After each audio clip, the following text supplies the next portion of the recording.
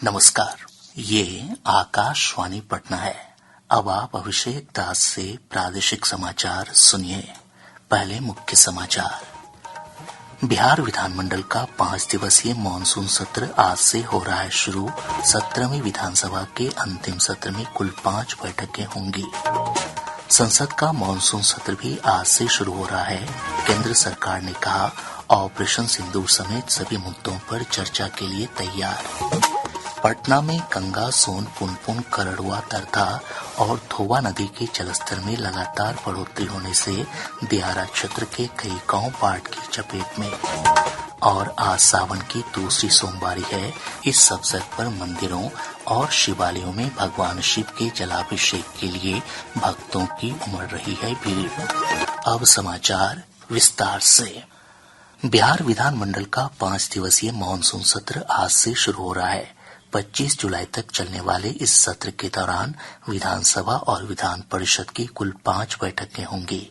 और ब्यौरा हमारे संवाददाता से। 17वीं विधानसभा के अंतिम सत्र के पहले दिन आज चालू वित्तीय वर्ष का प्रथम अनुपूरक बजट सदन के पटल पर रखा जाएगा, जबकि 22 और 23 जुलाई को विधायी कार्य निपटाए जाएंगे। 24 जुलाई को अनुपूरक बजट पर वाद विवाद के बाद मतदान होगा और सत्र के अंतिम दिन गैर सरकारी संकल्प लिए जाएंगे। सत्र के दौरान 10 से ज्यादा विधेयकों के पेश होने की संभावना है। इधर मानसून सत्र के काफी हंगामेदार रहने के आसार हैं। राष्ट्रीय जनता दल और कांग्रेस समेत महागठबंधन के विभिन्न घटक दल SIR और राज्य में कानून व्यवस्था की बिगड़ती स्थिति समेत अन्य मुद्दों पर सरकार को घेरने की तैयारी में हैं। वहीं सरकार की ओर से भी कहा गया है कि हर मुद्दे का बिंदुवार जवाब दिया जाएगा। संसदीय कार्य मंत्री विजय कुमार चौधरी ने कहा कि वे प्रत्येक दल से अपेक्षा करते हैं कि सदन में प्रक्रिया के तहत मुद्दों को उठाया जाएगा। इस बीच विधानसभा अध्यक्ष नंदकिशोर यादव और विधान परिषद के सभापति अवधेश नारायण सिंह ने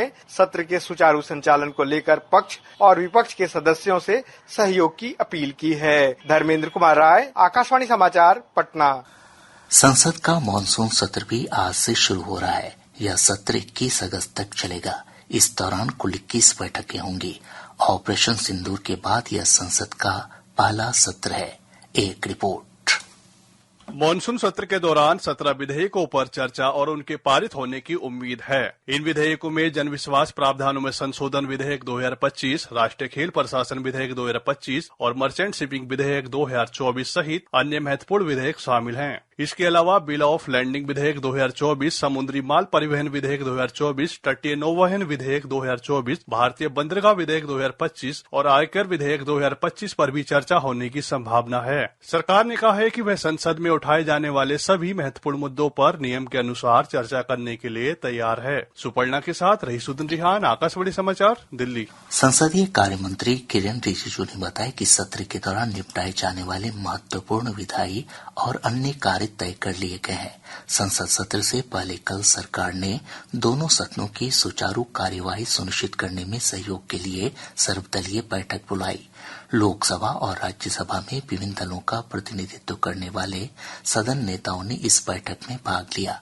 बैठक के बाद श्री रिजिजू ने संवाददाताओं को बताया कि बैठक बहुत ही रचनात्मक रही और सदन नेताओं ने विभिन्न मुद्दों पर अपनी पार्टी का रुख सामने रखा। हमने ये रिक्वेस्ट किया है कि सदन अच्छा से चले के लिए पक्ष और विपक्ष मिल करके हमको काम करना होगा। आपस में कोऑर्डिनेशन अच्छी तरह से रखना होगा। हम पॉलिटिकल पार्टीज अलग अलग विचारधारा का हो सकता है, मगर पार्लियामेंट का सदन अच्छी तरह से चले ये सबका जिम्मेदारी है।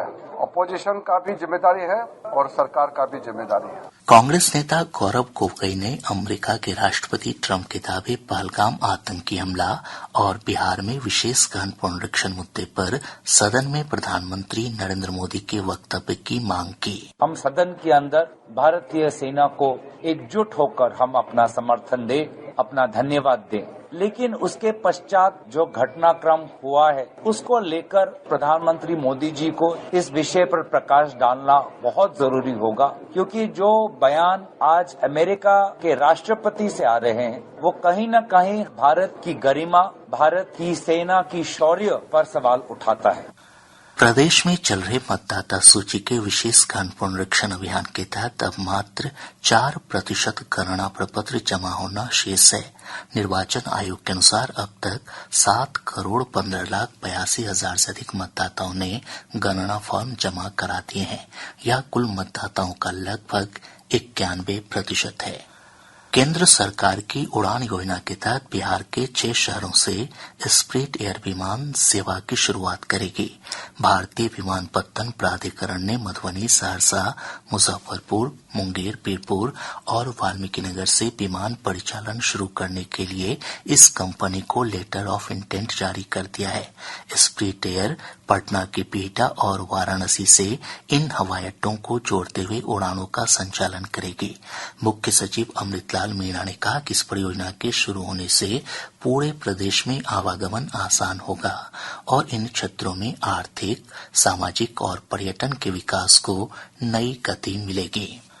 पटना में गंगा, सोन, पुनपुन, कररवा, दरधा और धोवा नदी के जलस्तर में लगातार बढ़ोतरी हो रही है।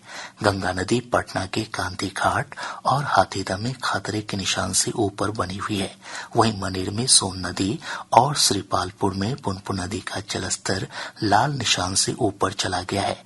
हमारे संवाददाता ने बताया कि नदियों के जलस्तर में लगातार हो रही बढ़ोतरी से तटवर्ती क्षेत्रों और निचले इलाकों में बाढ़ का पानी फैल गया है। एक रिपोर्ट। गंगा नदी के जलस्तर में लगातार हो रही बढ़ोतरी से दियारा के कई गांव बाढ़ की चपेट में आ गए हैं। पानापुर घाट से कासिमचक, हेतनपुर, गंगहारा, अतलापुर और अकीलपुर समेत कई गांवों में बाढ़ का पानी फैल गया है। बख्तियारपुर के दियारा क्षेत्रों में भी गंगा नदी का पानी फैलने लगा है। इधर दरगाह नदी का जलस्तर बढ़ने से दनियावा और फतुहा प्रखंड के कई गांव बाढ़ की चपेट में आ गए हैं। दनियावा, नगर nausea, Bihar Sharif NH 30A पर महात्मा माइन नदी का पानी चढ़ जाने से आवागमन प्रभावित हुआ है। दूसरी तरफ धनरुआ में कररुआ और दरगाह नदी का पानी 5 पंचायतों में प्रवेश कर गया है। इधर जिला प्रशासन ने बाढ़ प्रभावित क्षेत्रों में बचाव और राहत अभियान शुरू कर दिया है। आकाशवाणी समाचार के लिए पटना से आशीष रंजन। इधर बक्सर से हमारे संवाददाता ने बताया कि गंगा नदी के जलस्तर में बढ़ोतरी होने से तटवर्ती इलाकों पर बाढ़ का खतरा बढ़ गया है। बेगूसराय के पलिया में भी गंगा नदी का पानी लगातार नए इलाकों में फैल रहा है। प्रदेश में मानसून की सक्रियता से बारिश का सिलसिला जारी है। मौसम विभाग ने आज गयाची और नवादा जिले में कुछ स्थानों पर भारी बारिश की चेतावनी जारी की है। वहीं राज्य के उत्तर पूर्वी और दक्षिणी हिस्सों में कुछ स्थानों पर तेज हवा के साथ हल्की बारिश हो सकती है। इस दौरान मेघ गर्जन और वज्रपात की भी चेतावनी जारी की गई है। प्रादेशिक समाचार आप आकाशवाणी पटना से सुन रहे हैं। ताजा समाचारों के लिए आप हमारे x handle AIR News_ Patna पर जा सकते हैं। आज सावन की दूसरी सोमवारी है। इस अवसर पर मंदिरों और शिवालयों में सुबह से ही भगवान शिव के जलाभिषेक के लिए भक्तों का तांता लगा हुआ है। पूरा वातावरण ओम नमः शिवाय के मंत्रोच्चार से गुंजायमान है। हमारे संवाददाता ने बताया कि सुल्तानगंज के अजगैबीनाथ, मुजफ्फरपुर के गरीबनाथ, सोनपुर के हरिहरनाथ, रोहतास के गुप्ताधाम, जहानाबाद के वाणावर, पटना के बैकटपुर धाम, लखीसराय के अशोक धाम, मधेपुरा के सिंहेश्वर स्थान, दरभंगा के कुशेश्वर स्थान, सुपौल के तिलेश्वर स्थान और सहरसा के मटेश्वर मंदिर समेत विभिन्न मंदिरों में बड़ी संख्या में श्रद्धालु भगवान शिव की पूजा अर्चना कर जलाभिषेक कर रहे हैं। इधर भागलपुर के सुल्तानगंज में बड़ी संख्या में कांवड़िया उत्तर वाहिनी गंगा का जल उठाने के लिए पहुंच रहे हैं। ये कांवड़िया 105 किलोमीटर से अधिक की दूरी तय कर झारखंड के देवघर स्थित बाबा बैद्यनाथ का जलाभिषेक करेंगे।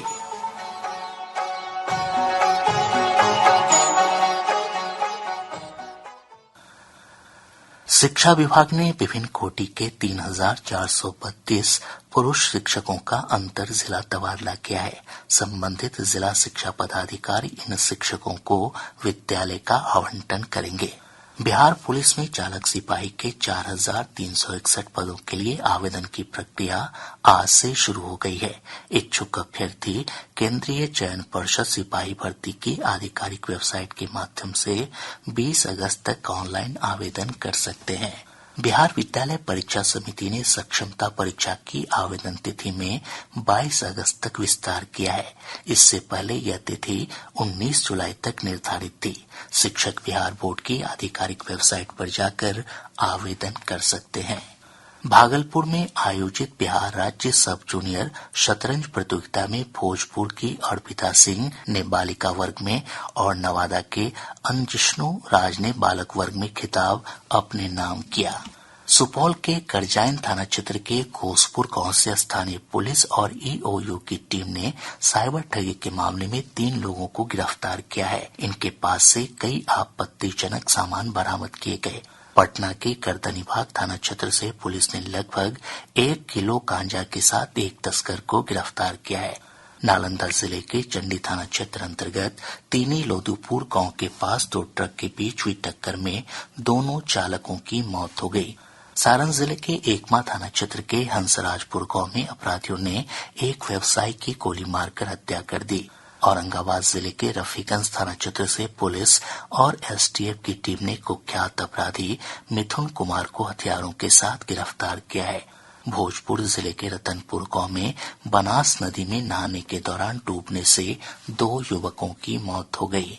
अब पटना से प्रकाशित प्रमुख समाचार पत्रों की सुर्खियां। आज के सभी समाचार पत्रों ने संसद और बिहार विधानमंडल के मानसून सत्र की शुरुआत होने से जुड़ी खबर को प्रमुखता से प्रकाशित किया है। हिन्दुस्तान लिखता है, आज से 5 दिनों तक चलने वाले विधानमंडल के मानसून सत्र के हंगामेदार होने के आसार, युवाओं और कामगारों से जुड़े विधेयक होंगे पेश। प्रभात खबर ने लिखा है, मानसून सत्र आज से, सरकार बोली हर मुद्दे पर चर्चा को तैयार, ऑपरेशन सिंदूर, ट्रंप के दावों और बिहार में एसआईआर पर सरकार को घेरने की तैयारी। दैनिक भास्कर ने अपने विशेष रिपोर्ट में लिखा है, डॉक्टरों के 5,750 पद खाली पड़े, राज्य में 2,700 मरीज पर 1 डॉक्टर। दैनिक जागरण ने मद्रास उच्च न्यायालय की टिप्पणी को प्रमुखता देते हुए लिखा है, ईडी कोई ड्रोन या सुपर कॉप नहीं जो हर चीज की जांच करे। राष्ट्रीय सहारा ने लिखा है, निजी वाहनों के लिए वार्षिक फास्टैग 15 अगस्त से। आज अखबार लिखता है, पटना में स्कूली बच्चों की परिवहन सुरक्षा के लिए बनेगी बाल परिवहन समिति। और अब अंत में मुख्य समाचार एक बार फिर। बिहार विधानमंडल का 5 दिवसीय मानसून सत्र आज से हो रहा है शुरू। 17वीं विधानसभा के अंतिम सत्र में कुल 5 बैठकें होंगी। संसद का मानसून सत्र भी आज से शुरू हो रहा है। केंद्र सरकार ने कहा, ऑपरेशन सिंदूर समेत सभी मुद्दों पर चर्चा के लिए तैयार। पटना में गंगा, सोन, पुनपुन, करड़ुआ, दरधा और धोबा नदी के जलस्तर में लगातार बढ़ोतरी होने से दियारा क्षेत्र के कई गांव बाढ़ की चपेट में। और आज सावन की दूसरी सोमवारी है। इस अवसर पर मंदिरों और शिवालयों में भगवान शिव के जलाभिषेक के लिए भक्तों की उमड़ रही है भीड़। इसके साथ ही आकाशवाणी पटना से प्रसारित प्रादेशिक समाचार का ये अंक समाप्त हुआ। आकाशवाणी पटना से अगला समाचार बुलेटिन दोपहर 2 बजे प्रसारित किया जाएगा। नमस्कार।